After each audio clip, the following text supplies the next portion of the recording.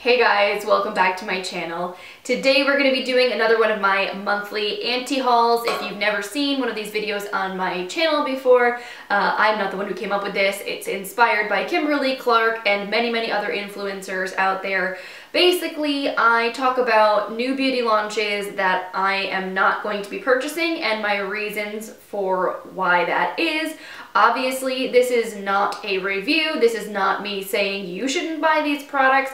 I just like to kind of put it out there that you don't need every new launch. It's totally okay, and we all have our own preferences in makeup and in skincare, so sometimes there's just things that don't appeal to me that might appeal to you. If you and I have similar taste in things or similar skin concerns, then I just kind of want to give you guys a heads up as to my thought process in case we're on the same page. I know there are a lot of new people here. I'm super excited, so if you've just recently subscribed, thank you so much. My name is Lauren. I'm really excited to have you here.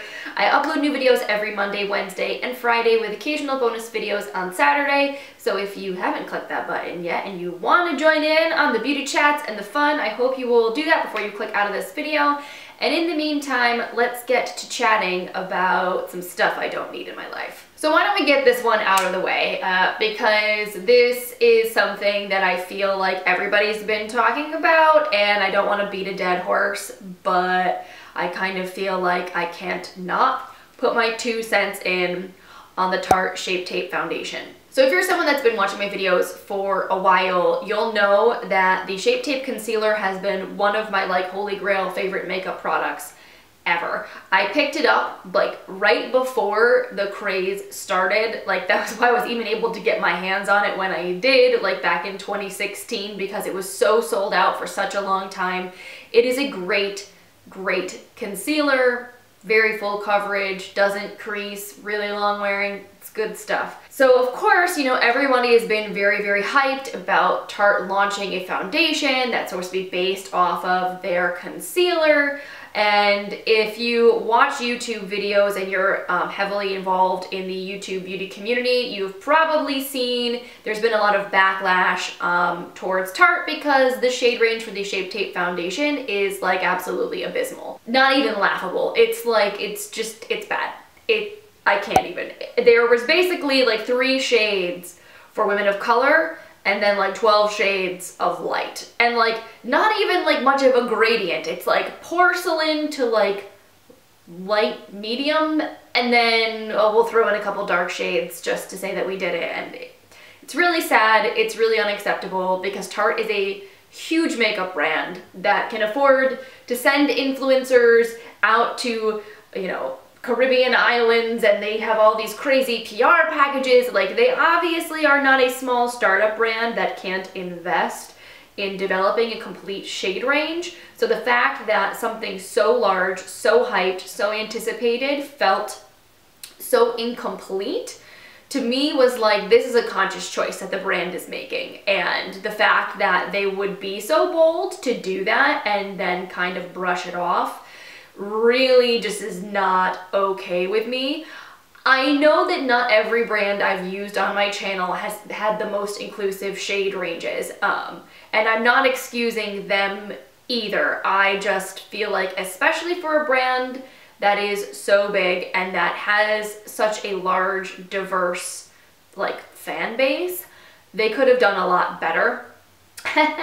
And then I saw a video the other day that really blew my mind and just took things to a whole nother level.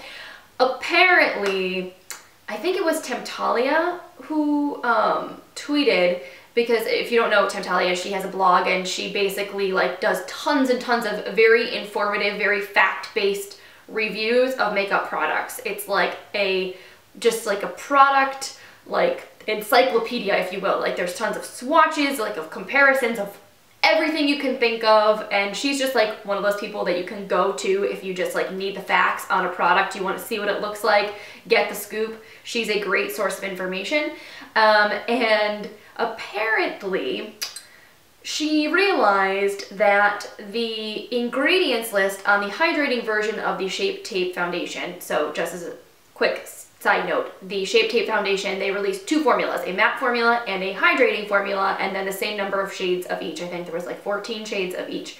So the foundation formula for the Hydrating Shape Tape foundation, it is identical in ingredients and in order to one of Tarte's existing foundations, their hybrid gel foundation. And she tweeted the brand asking them about it, and they basically confirmed, yes, the formulas are the same, but because of the way that the ingredients are processed, they come out differently. And then Dupe That did a video comparing the new Hydrating Shape Tape foundation to the hybrid gel foundation. She had them in the same shade, and they literally go on and apply exactly the same, and look exactly the same, and wear the same on the skin. And as soon as everybody started asking questions and kind of like probing into things more, the hybrid gel foundation vanishes from Tarte's website. It's just like magically gone. You can't find any information on it.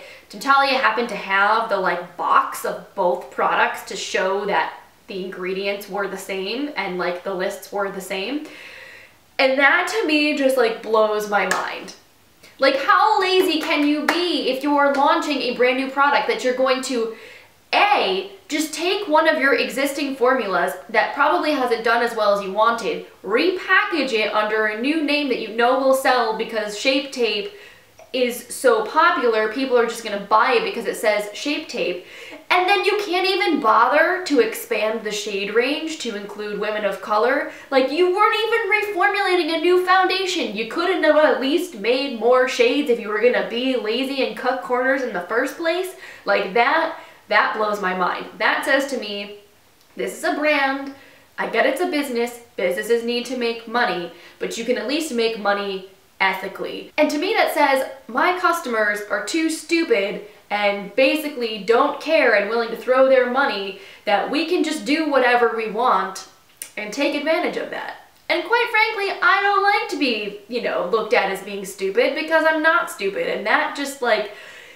it's irking me because I love a lot of Tarte products. I really, really do. I think a lot of them are great. But then to have them doing this kind of stuff makes me question whether or not I want to be giving them my money and also telling you to buy them and give them your money. And yes, one can argue, you know, it's just makeup. It's not that big a deal. But it's about so much more than makeup. It's about the fact that this is a multi-billion-dollar industry and that this is a business that's taking people's hard-earned money and that they can do something that is obviously discriminatory or obviously lazy. Like, I'm not saying that other brands haven't taken products before and repackaged them as something else, but a lot of times when they do that, they're upfront about it. They'll be like, oh, it's a new and improved formula, or we took this and we made it better. Like Benefit basically like repackaged and formulated like a ton of their products, but they kind of made it upfront like, okay, this used to be erase paste and now it's going to be this. So if you love this, it'll now be this, as opposed to saying like, oh, we formulated this brand new thing as if it wasn't this other thing we already had, and are just pretending like nobody will notice. And maybe if it wasn't Shape Tape, I wouldn't feel so bitter about it. I think it's just like when you have a product that is received such hype and has like such cult classic status, like I would think as a brand in terms of my own integrity, I would want to pull out all the stops. I would want to make that launch as good as it could possibly be. And to be honest, you know, I've seen reviews, I've seen influencers demo using both the matte and the hydrating foundation, and it doesn't look like either one of them is that spectacular. Like, the reviews online don't seem to be all that great. So not only is this just such a letdown because it seems like the formula isn't anything to write home about, but the fact that I know that all of these other things are going on and the brand just thinks that's acceptable in terms of their business practices, it like, oh, it gets me at my core, and it makes me very angry, and it makes me even more angry because I want to continue to use and love the things from their brand that I've spent my money on already. And I know I just did a poll recently on my community tab about what palette I should do my 3 looks 1 palette video with this month, and the Tarte Pro palette was like the lead, and I love that palette and I would love to do 3 looks with that palette for you guys.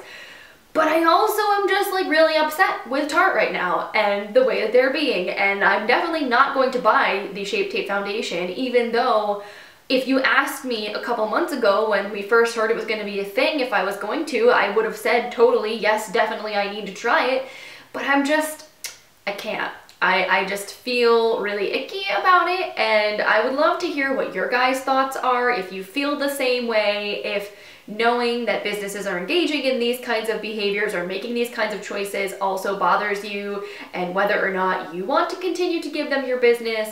Let me know in the comments what your feedback on that is, because I'd be really curious to know if anybody else is feeling similarly to me. Alright, so putting the Tarte Shape Tape whole fiasco aside, because that's really the thing that I'm like the most irritated about.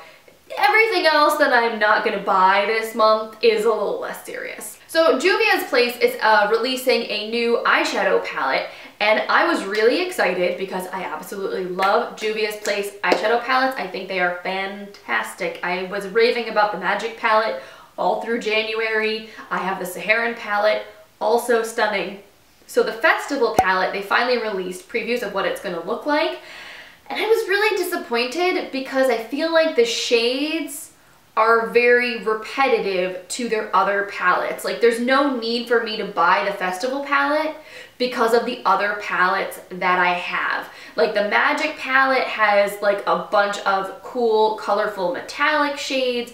The Saharan palette has some more gold pinks. Like there's even overlap between the Saharan and the Magic. I feel like the like red matte shade in the Festival palette is in both of the other palettes that I have. There's nothing in it that to me is so different from the other Juvia's Place palettes that I own that I feel it's worth buying. Now that being said, if you don't own any Juvia's Place palettes, maybe that one will call to you. I'm sure the quality wise it'll be great because I really like the quality of all of their other palettes. So quality wise I'm sure it's fine. I just, for me, would like to see something different from Juvia's Place in their next palette release that doesn't have as much shade repetition from palettes I've already released, because that would definitely make me more enticed to want to buy it. The next thing that I'm not going to be purchasing is the new Becca Ocean Jewels collection. They're releasing an eyeshadow palette and a highlighter palette. Now, these look absolutely stunning. The packaging, beautiful. The colors, beautiful. I absolutely adore the Becca Shimmering Skin Perfector Pressed Formula. Those highlighters are like some of my absolute favorite. I've been wearing Prosecco Pop like kind of nonstop lately, but I just think that as far as where my money is best spent, they're high-end products, they're kind of expensive. The eyeshadow palette's actually not terrible. It's $35 and it looks like the packaging's really beautiful. It's like this circular shape and it's kind of metallic and it's got like a seashell design on the front. It's really, really pretty, and I think for $35, it's probably a decent investment. I just know that I'm trying to buy less. I really want to review the new Wet n Wild Color Icon palettes, so I just purchased those, and 4 of those palettes for me ended up costing less than $20. So I don't really feel like, I think if I buy the eyeshadow palette, I don't think I'm going to get enough use out of it because I'm already having enough trouble utilizing what I currently have. And I know in terms of the shades in there, I can see things even in my like ColourPop singles, in other eyeshadow palettes, my Tarte Maple Leaf palette. Like, I know that I will be able to create very similar looks to the looks the Ocean Jewels eyeshadow palette would have with other things that I already own. So I think for me, it's like a matter of self-restraint. Not that I think that it's a bad product to buy. I just know that if I buy it, I'll probably use it a few times and be like, oh God, it's so pretty. But then it's gonna end up in the back of a drawer somewhere because if I'm just trying to get to other things, it's going to be a long time before I can get back to it. So I think that $35 is better invested elsewhere in my life.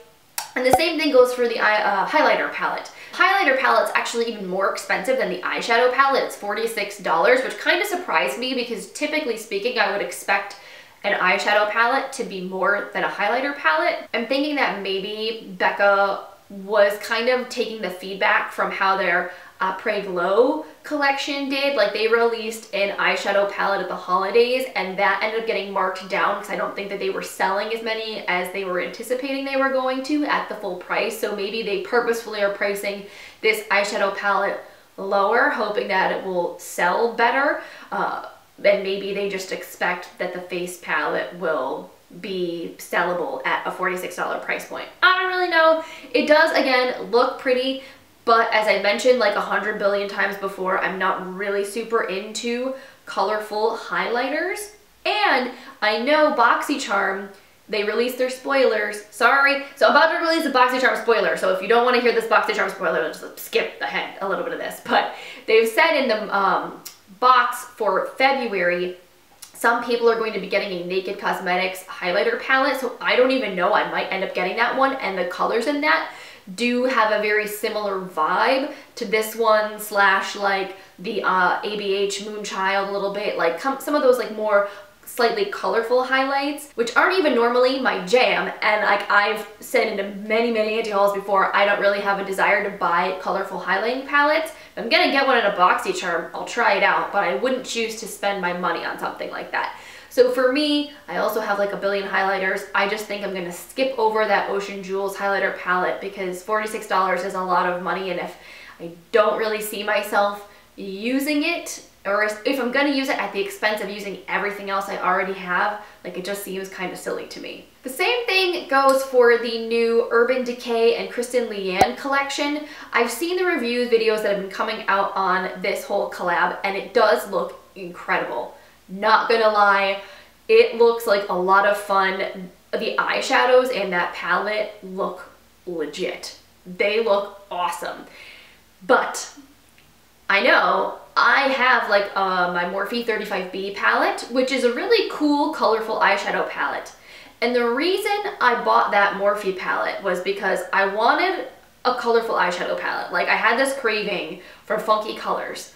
And I wanted to buy the Sephora Pro editorial palette, but I said to myself, Lauren, buy the $20 version first. And if you use the heck out of that, then maybe you can justify buying a colorful high-end palette.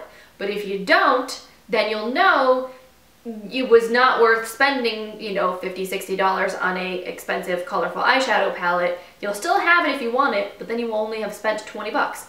So that's what I ended up doing, and I'll be honest, I very rarely reach for that palette. When I first got it, I was like all about it and made like all these cool colorful looks, but since then, I've barely reached for it. And like I know that it's there, and if I'm feeling colorful, I can pull it out and make some crazy looks, but it's not something I'm gonna use every day. And that's how I feel about this Kristen Leanne palette, is that it looks absolutely stunning, and I think if I got it for the first like week or two that I had it, I'd be like doing all these crazy eyeshadow looks, and then 3, 4, 5 weeks later, I'd probably just go right back to everything else that I was already using. And that's the really tricky thing about makeup. It's that when you really love it and you love the novelty of playing with new things, it's like really awesome, and you really love something for a short period of time, and then it kind of is over and you move on to the next thing. I feel like this is just also part of the culture of today, and us being a very technology-driven society. We want everything really fast, and we also get bored really quickly and move on to something else. So in the end, it's kind of like, what is worth it to you? If spending $30, $40, $50 on an eyeshadow palette that you maybe will get like a month of solid use out of is worth it, if in that month you're gonna feel like a rock star and really enjoy yourself, that's up to you. For me, I kind of feel like I want to at least be thinking the makeup I'm going to be investing in, the beauty I'm going to be investing in is something that I want to be able to use continuously for the next 3 to 6 months minimum. Like, I'd like to be able to use it for the next year. I'd like to be able to use it up. Realistically, I know I'm probably not going to hit pan on everything in my collection, and I know it's also not realistic for me to have like one blush shade and one eyeshadow palette. I would get way too bored. I like makeup too much. But there is a balance in there to be found of like what is enough and what is too much. So That's my feeling on the Kristen Leanne collection. I think it looks beautiful. I think if you don't have any colorful eyeshadow palettes, all the reviews have been very, very favorable. I think the quality is going to be excellent. I just know if I get that home, it's not going to be something that I'm going to be using on the regular 2 or 3 months from now. And the last thing that I'm not going to be buying this month is the Too Faced White Peach palette. It's $45, just recently released. And you know what, guys? I don't know. I have just not been vibing with Too Faced lately. Like, I feel like every anti-haul that I've done in the last like 4 or 5 months has had basically a Too Faced product in it. There's launching things, and I'm just like not into it. Love the original Sweet Peach palette. Love my Milk Chocolate Soleil bronzer. I love their Hangover RX primer. Like, there's a lot of products that they have that I really like, but I feel like they're OG things. And like the things they've launched in the last year, I just haven't been as into. I don't know if part of it is just me subconsciously being negatively biased towards the brand because there's been a lot of drama between the brand and influencers and just things going around in the beauty community, to which I don't even know how much of it is true because a lot of it is hearsay. But even putting that aside, I just feel like they've gone a certain route that to me feels a little bit more mature. I don't know. Like, they just released a face product called the Glow Job face mask, and I'm like, but really though? But really though? And like, I get it because I am super girly and I do appreciate things that are very cute and I love glitter, but like, I don't know, there's a point to which this almost feels like it's too much.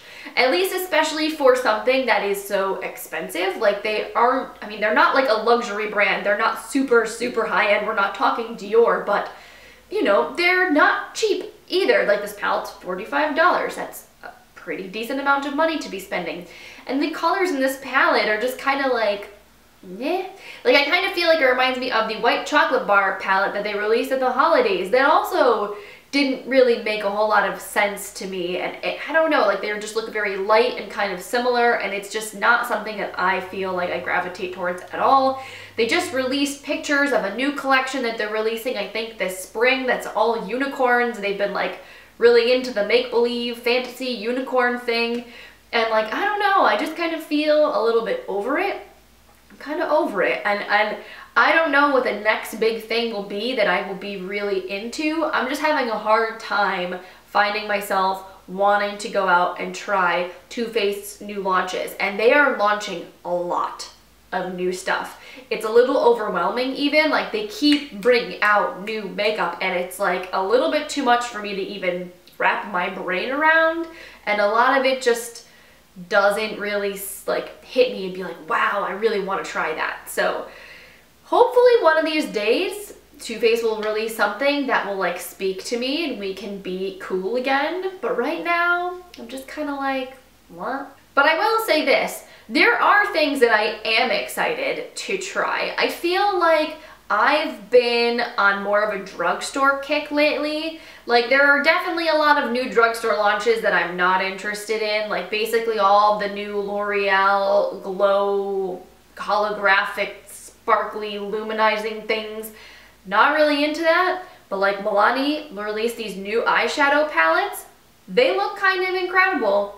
I really want to try them. Not even because I need eyeshadow, but because I want to let you know if they're actually worth spending $20 on and if they're as good as a palette that costs 50 bucks. So anyway, I know this was like an extra ranty anti-haul. Normally they're not quite this deep, but I really just needed to get all this out. I hope you guys found this video helpful or interesting or entertaining in some way. If there are products that you're also not going to be spending your money on in the next month, let us know in the comments down below what you're going to be skipping over. I love to hear just like what everybody else's feelings are towards new launches, if there are things that you're really excited about or if there are things that you're just like, I don't get it, or like, that's so not worth it for me. So let's have a conversation about it in the comments. I would love to hear from you. If you enjoy anti-hauls, give this video a thumbs up. I really like making them, so if you like watching them, we'll keep making it happen. And in the meantime, I hope you guys have an awesome, awesome rest of your day, and I will see you in my next video. Bye.